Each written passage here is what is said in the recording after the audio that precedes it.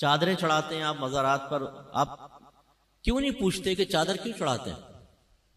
کیا basic concept ہے اس کے پیچھے؟ اس میں بزرگ کا کیا فائدہ ہے، آپ کا کیا فائدہ ہے؟ کہاں قرآن و حدیث میں لکھا ہے کہ مزار کے اوپر چادر چڑھاؤ؟ ہم نے اس کو ایک ایسی رسم بنا لیا ہے کہ عرس چادر چڑھانے کے بغیر پورا ہی نہیں ہوگا۔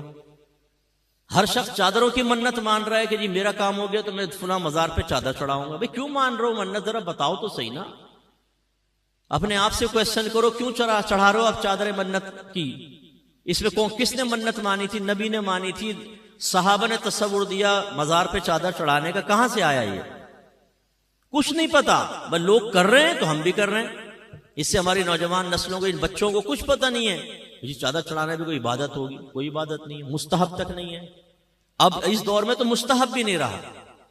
ایک دور تھا کہ جب قبرستان عام بنا دیے جاتے تھے، اس میں کسی عالم کی قبر ہے، کسی نبی کی قبر ہے، فرض کر لیں صحابہ کی ہے، تو لوگ ادب سے دور ہونے لگے تو وہ قبور پہ چڑھ رہے ہیں صاحب، تو وہ جو اشرف القوم کی قبر ہے اس کی بھی بے حرمتی ہو رہی ہے، تو بھئی چلو ایک کپڑا ڈال دو یار، تاکہ فرق تو ہو جائے، آنے والے کو پتہ چلے کسی بزرگ کی قبر ہے دوسری، تو ایک چادر ڈال دی ادھر۔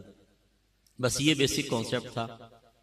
پھر بعد میں جب بزرگان دین فوت ہونے لگے تو لوگ جیسے آ کر فاتحہ وغیرہ پڑھ رہے ہیں، بیٹھ کے قرآن پڑھ رہے ہیں، دھوپ پڑ رہی ہے، تو ارادہ کیا کہ قبہ بنا دیا جائے کہ عمارت صاحب مزار کے لیے، تاکہ لوگ آ کے اس کے سائے میں آرام سے پڑھ سکیں۔ اور خاص طور پہ جب سال گزرتا تھا جس کو ہم آج کل عرس کہتے ہیں، تو پھر لوگ آئیں گے، بیٹھیں گے، کثیر تعداد ہوتی ہے کہ چلو بھائی پھر ایک عمارت بن گئی۔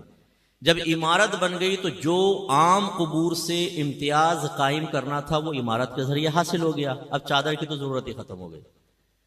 لیکن سنی کو تو ایک نیا مشغلہ چاہیے، جو نیا مشغلہ شروع ہو جائے اس کو کبھی نہیں چھوڑے گا، اصل دین کو گھر میں داخل نہیں ہونے دے گا۔ انہوں نے کہا بھائی قبہ بن گیا، ابھی چادر کی رسم تو چلے۔ وہ چل پڑی صاحب رسم۔ اچھا پہلے چادریں ڈالتے تھے موٹی، کیونکہ یہ ریشمی اور باریک کپڑے تو ایجاد نہیں ہوئے تھے، وہ ہاتھوں سے بنے ہوئے کپڑے۔ اس میں یہ ہوتا تھا کہ کسی نے 2 چادریں ڈال دی تو ایک صاحب مزار کی طرف سے صدقہ کر دی، ایک پڑی ہوئی ماں بہن امتیاز کے لیے، فرق کرنے کے لیے۔ باقی ایک نہیں تھی رسمیں پہلے۔